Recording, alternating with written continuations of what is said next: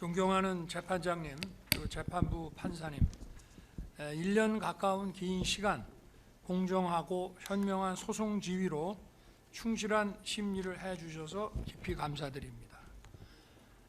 불과 몇 시간의 계엄, 아마 근현대사에서 가장 짧은 계엄일 텐데 이것을 내란으로 몰아서 국내 모든 수사기관들이 달려들어 수사를 했고 또 초대형 특검까지 만들어서 수사를 했습니다.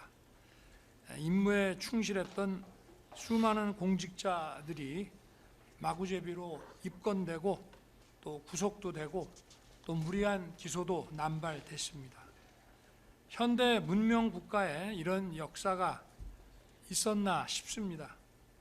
숙청과 탄압으로 상징되는 광란의 칼춤 속에서도 법과 원칙에 따라 중심을 잡고 재판을 이끌어 주신 재판부의 노고에 경의를 표합니다.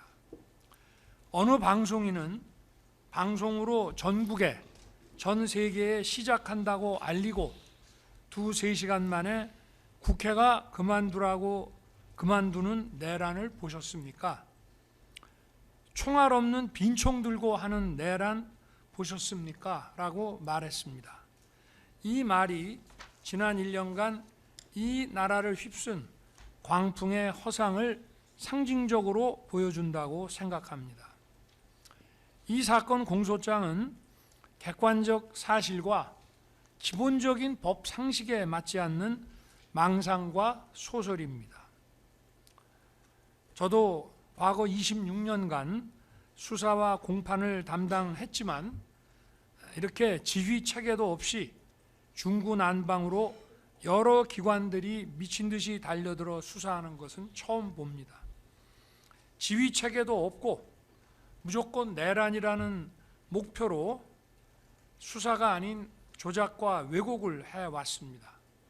우리나라를 오래전부터 지배해온 어둠의 세력들과 국회에서 절대 다수 의석을 가지고 있는 민주당의 호루라기에 맹목적으로 달려들어 물어뜯는 이리떼들의 모습이라는 생각이 듭니다. 이런 이리떼들의 내란물이 먹이가 된 바로 그 비상계엄령을 저는 2024년 12월 3일 밤 10시 30분경에 선포하였습니다. 반국가 세력, 체제 전복 세력, 외부 주권 침탈 세력과 연계하여 거대 야당 민주당이 거짓 선동으로 여론을 조작하고 국민과 정부 사이를 이간질하며 반헌법적인 국회 독재를 벌이고 헌정을 붕괴시키고 국정을 마비시켜 나라가 망국의 위기에 처하도록 했습니다. 저는 대한민국의 독립과 국가 계속성, 헌법 수호에 막중한 책무를 이행해야 하는 대통령으로서 이러한 국가 비상사태를 주권자인 국민에게 알리고 이를 극복하는 데 함께 나서 주십사 호소하고자 비상계엄을 선포했습니다. 나라의 위기가 초래된 상황이 바로 국회입니다. 그렇다면 다른 방법이 없습니다. 주권자인 국민을 깨우는 일 이외에 다른 방법이 없습니다. 특검에서는 제가 무슨 개헌을 해가지고 장기 독재의 발판을 마련하기 위한 친위 쿠데타를 했다고 하는데 그러면 거기에 관한 정부적인 시나리오를 좀 제시를 해 보십시오. 개헌을 어떻게 하며 그리고 보통은 과거에 이런 그 소위 쿠데타성 장기 독재 내지는 권력 장악에서의 이 개헌이라는 것은 국회를 해산시키고 국민 투표로서 밀어붙여서 했지만 오늘날 우리 국민이 이런 국민 투표에 녹록하게 응할 사람이 어디 있습니까? 한번 그 시나리오를 한번 좀 얘기를 해 보십시오. 그러니까 망상이고 소설이라는 것입니다. 국민들께서 주권자가 제발 좀 정치와 국정에 관심을 가지고 이러한 망국적 폐악에 대해서 감시 견제를 해달라는 호소였습니다.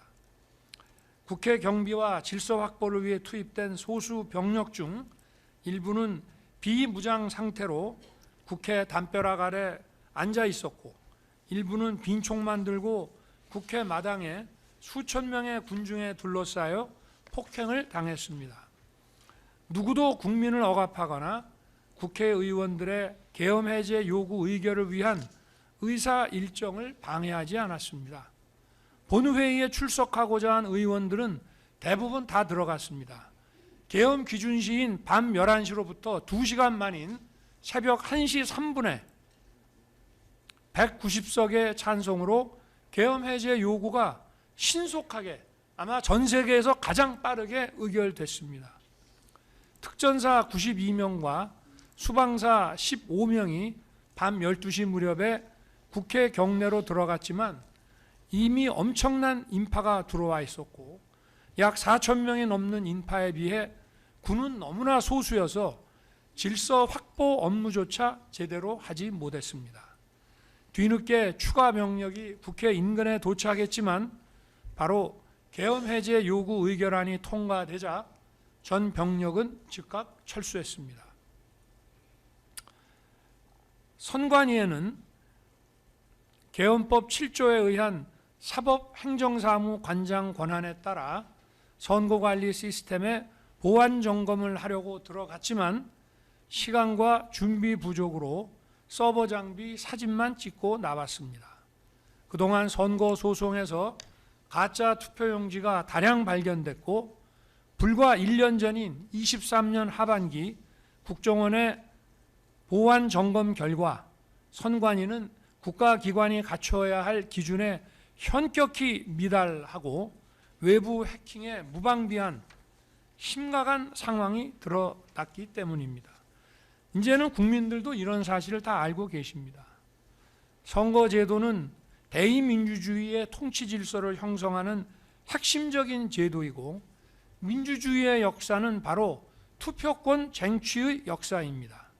자유민주국가에서 선거 관리는 투명성과 공정성이 확실하게 담보되어야 합니다. 그럼에도 불구하고 선관위가 투명하고 공정한 검증을 거부하고 있었기에 선거관리의 중요성과 국민적 관심을 고려해서 점검하도록 한 것입니다. 공정한 선거는 국민 통합의 기초가 됩니다. 당연히 국가 안보와 번영의 주축도림은 더 이상 설명할 필요가 없습니다. 이들이 국헌을 문란하게 했습니까? 폭동을 일으켰습니까? 아까 얘기한 것처럼 개헌을 통해서 장기 집권을 하려고 그러면 결국은 국회를 해산해야 되는데, 국회를 해산하거나 또는 국회가 준영구적으로 기능이 정지되도록 할 만한 어떤 계획을 세우거나 한 것이 없습니다.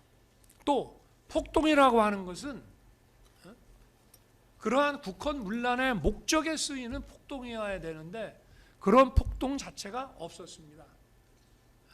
이 내란이라는 것은 집합범죄이기 때문에 누가 뭔 짓을 하든지 간에 다 똑같이 책임을 진다. 맞습니다.